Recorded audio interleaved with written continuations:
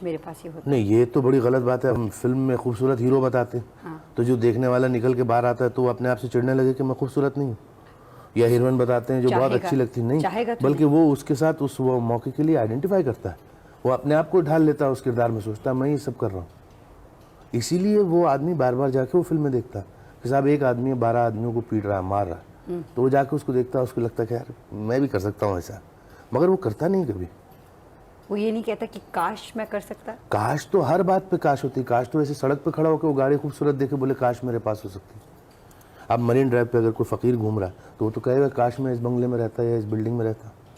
काश का तो कोई जवाब नहीं। जब से इंसान जात पैदा हुई है काश साथ लगा हुआ। तो फिल्मों को देख के उन लोगों को कोफ्त नहीं होती होगी? वो नहीं, मुझे नहीं लगता कोफ्त होती, बल्कि उनके लिए थोड़ी देर के लिए वो उन घरों में जाके बैठ जाते हैं, थोड़ी देर के लिए वो उस कहानी का एक हिस्सा बन जाते हैं, थोड़ी देर के लिए वो रईसी का एक हिस्सा बन जाते हैं, अगर रईसी है फिल्म में तो। हमारे पिछले साल कोई 900 के करीब फिल्में बनी हैं, 935 जिसमें हिंदी फिल्में कोई अबाउट 300 के करीब थी। यानी कि हर हफ्ते की एक फिल्म हो गई ना, हर दिन की हर एक दिन की एक फिल्म। इतनी फिल्में बनाने वाले जो लोग हैं, आप भी प्रोड्यूसर रह चुके हैं और बनाना चाह रहे हैं और फिल्में, क्या जितनी लागत आपकी फिल्म की होती है उतनी वापस आ जाती है आपको? नहीं, इसमें टाइम है ना। 99 साल पढ़ूँ मैं पैसे को वापस आने के लिए। आहिस्ता आहिस्ता आहिस्ता हर साल में कुछ ना कुछ आ ही जाता है। यानी जब फिल्म दोबारा रिलीज होती है, कहीं छोटे सेंटर्स में लगती है, दूसरे थिएटर्स में लगती है, तो over a period of years आदमी आहिस्ता आहिस्ता पैसा रिकवर करते जाता है। लेकिन बहुत आहिस्ता। डिपेंड्स, अगर पिक्चर बहुत कामयाब हो तो फौरन कर लेता है, और पिक्चर अगर कामयाब नहीं हो तो वक्त लगता है। It is not only Indian cinema, it is the whole world that is going through crisis. क्या मैं अगर ये कहूँ कि अगर इन फिल्मों में ये सारे सीन न दिखाए जाएं तो ये तो नहीं है कि वो बंद हो जाएंगे? बिल्कुल नहीं बंद होंगे। क्या कम होंगे? अगर आप ना दिखाएं, कम नहीं हो सकते, सवाल ही नहीं पैदा होता, क्योंकि इंसानी कमजोरी को तो आप कम नहीं कर सकते। जो पहला मर्डर अकॉर्डिंग टू बाइबल, केन ने अपने भाई एबल का खून कर दिया, वहां से पहला क्राइम शुरू हुआ। उस वक्त कौन सी फिल्म बनी थी? ये जो प्री हिस्टोरिक एजेस में आदमी एक दूसरे को सर पर डंडा मार के बेहोश करके मार डालते थे, जिंदा गाड़ देते थे, उस वक्त कौन सी फिल्में थी? तो फिल्मों पे आप ये ओनस नहीं डाल सकती कभी। मैं इसलिए ये कह रही हूँ क्योंकि भारत में जो फिल्मी कलाकार हैं उनको इतना मान दिया जाता है, सिर्फ उनके फैशन को इमिटेट करने की हद तक, बस उनकी हरकतों को नहीं। अमिताभ बच्चन को ले लीजिए, कभी नहीं, बिल्कुल, सिवाय उनके हेयर स्टाइल की उनकी कौन सी बात है जो लोग अप्रिशिएट करते हैं? मारपीट कहाँ करते हैं लोग? कोई देखा आपने एक आदमी 12 आदमी को मार रहा कहता है कि मैंने अमिताभ को देखा हुआ? हाँ, ये बात सही है आपकी, मैंने देखा तो नहीं। आपने किसी लड़के को देखा है सड़कों पे गाना गाते हुए पूरी ऑर्केस्ट्रा के साथ? वो भी नहीं देखा। आपने किसी लड़की को देखा है कॉलेज में किताबें गिराते हुए, एक को थप्पड़ मारते हुए कि लुच्चा हट जाओ यहाँ से? नहीं देखा कभी। तो इसका मतलब है कि ये फिल्में जो पिछले 100 साल से बन रही हैं, इनका कोई असर ही नहीं है हिंदुस्तान की ऑडियंस में। उसके अलावा मेरा कोई ताल्लुक नहीं है। जो लिखते हैं अखबारों में या मैगजीन्स में लिखते हैं, जो कुछ वो लिखते हैं, कभी आप पढ़ते हैं? हाँ, जब कोई घटिया बात लिखी जाती है तो लोग सामने ला के रख देते हैं कि अरे यार ये पढ़ो, देखो कैसे लिखा हुआ। आपके बारे में? किसी के बारे में भी आप पढ़ते हैं तो क्या आप महसूस करते हैं उस समय? अच्छा नहीं लगता, ऐसे लगता है जैसे आपको कोई आपके बेडरूम में दरवाज़ा खोल के झांक रहा है अंदर।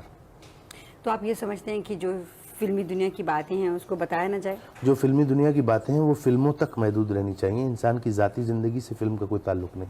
कई अखबार वाले ये कहते हैं कि जब फिल्म स्टार्स लोगों के घरों तक पहुंच गए हैं वाया वीडियो, तो हमें पूरा हक है कि हम उनकी ज़िंदगी तक भी पहुँचें। नहीं, वो फिल्म और वीडियो के द्वारा पहुँचे हैं, वो किसी के दरवाजे ठोक के अंदर घुसे नहीं हैं। तो आप नहीं, सही बात। तो आप इस बात पे बहुत, मैं माफ़ी चाहता हूँ, लेकिन जहाँ तक मेरा ज़ाती नज़रिया है, मैं फिल्म मैगजीन्स को वो पैरासाइट्स कहता हूँ जो फिल्म इंडस्ट्री के खून पे पलते हैं। इतना स्ट्रॉन्ग व्यू पॉइंट है। This is a very honest view point. Their own contribution is निल। लेकिन अगर फिल्म मैगजीन्स न हो, बहुत अच्छा हो, लोग बहुत सुखी रहेंगे। पर आप लोगों के बारे में नहीं, किसी को नहीं, हमारी फिल्में हैं हमारे बारे में सब कुछ बोलने के लिए। लेकिन नए कलाकारों के बारे में कैसे? नए कलाकार फिल्म में आएंगे, मालूम पड़ जाएगा। देखने कौन जाएगा अगर उनके बारे में पढ़ेंगे नहीं? नहीं, आप क्या समझती हैं अंग्रेजी पढ़ने वाले हमारे यहाँ हर कोई है? हिंदुस्तानी में ना 17% एजुकेशन है हमारे यहाँ, उससे ज़्यादा नहीं है। तो लोग सिर्फ पोस्टर्स वगैरह देख के जाते हैं। पोस्टर देख के, आप लोगों को देखिए पोस्टर जब नए लगते कैसे खड़े होकर देखते रहते हैं। यहाँ पढ़ना लिखना बहुत कम लोगों को आता है, टैक्स भी बहुत कम लोग देते हैं। हाँ। कौन लोग? पूरा आधा % पॉपुलेशन है इस मुल्क की जो टैक्स देती है, उनमें से हम है। Tax paying population of this country is 2% at the most. मैं आपके घर के करीब से जब आ रहे थे जब इस तरफ, तो मैं सोच रही थी कि ये एक ऐसी इंडस्ट्री है जो कि इतना पैसा कमा के अपने इस प्रांत को दे रही है। इस इंडस्ट्री के लिए आप लोगों ने बहुत मेहनत की। पिछली बार आपकी स्ट्राइक पहली बार सब लोगों ने मिलकर इकट्ठा की थी, जिसमें आपने बहुत जम के काम किया। उसमें आप लोगों को उतनी सफलता मिली जितना कि आप सोच रहे थे? जितनी कभी नहीं सोची थी उतनी मिल गई।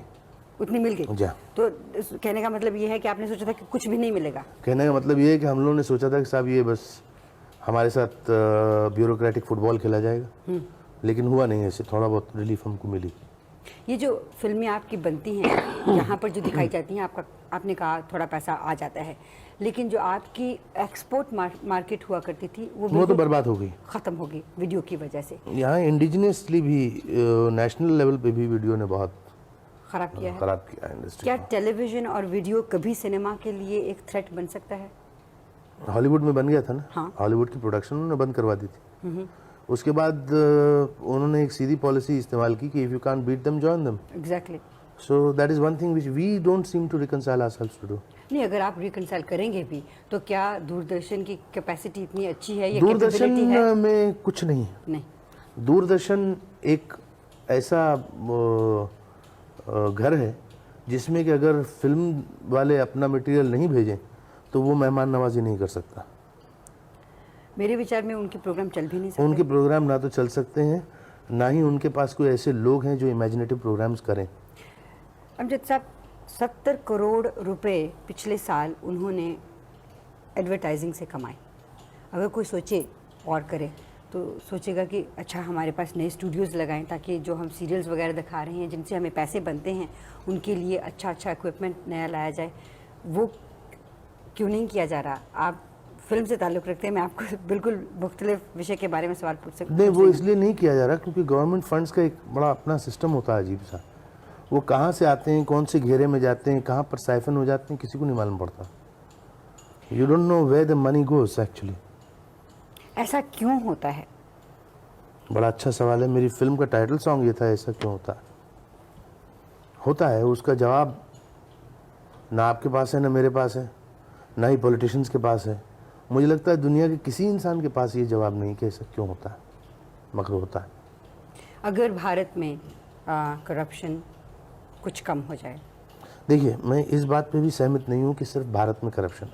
नहीं, करप्शन सारी दुनिया में है, लेकिन क्या मैं सही हूँ अगर मैं ये कहूँ कि भारत में करप्शन छोटी लेवल से शुरू होती है और बड़ी लेवल तक जाती है? मैं तो कहता हूँ बड़ी से बड़ी लेवल से शुरू होती है और छोटी तक पहुँचती है।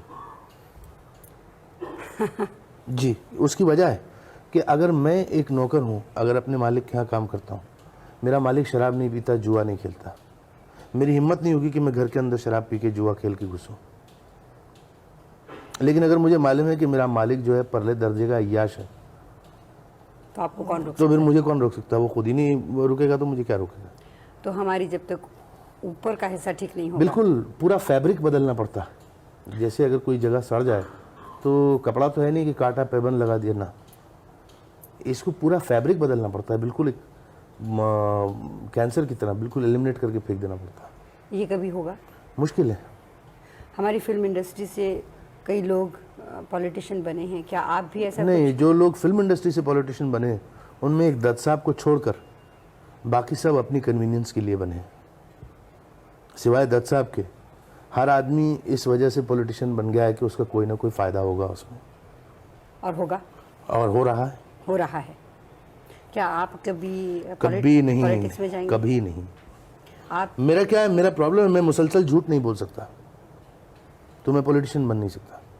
पॉलिटिशियन बनने के लिए झूठ बोलना बहुत अवश्य है, क्योंकि कितने लोगों को खुश रखना है। आप दोस्ती को कितना महत्व देते हैं? मैं दोस्त को अपनी फैमिली मेंबर जितना महत्व देता हूँ। दोस्त के लिए सब कुछ कर सकते हैं? हाँ, अगर ज़रूरत पड़े दोस्त के लिए जान भी दे सकता हूँ। क्या आपने कभी ऐसा किया है?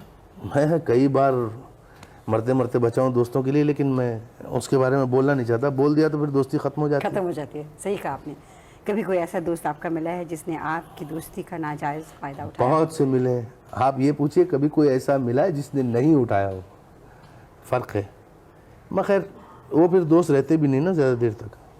आपकी नहीं में से हूँ। आप बहुत धार्मिक विचार के हैं? धार्मिक, हाँ। मेरा मज़हब इंसानियत है। आप इस्लाम में विश्वास रखते हैं? बिल्कुल रखता हूँ। इसीलिए इस बात में विश्वास रखता हूँ कि इंसान बहुत बड़ा है, चाहे वो किसी भी मज़हब का हो। अच्छा, एक बात अगर मैं आपसे कहूँ, क्या बुरा मनाएंगे आप अपना वज़न कम क्यों नहीं कर सकते? अब ये बड़ा अच्छा सवाल किया आपने। उससे मैं आपको अगर पूरा साइकोलॉजी और पूरी बेसिस समझाऊं और फिजियोनॉमी समझाऊं अपनी, शायद आप समझ लेंगे। मैं वो आदमी जो दिन के 4 या 5 घंटे कसरत किया करता था। 4-5 घंटे? जी हाँ। बैडमिंटन वगैरह, फ्री हैंड एक्सरसाइजेज, वेट्स।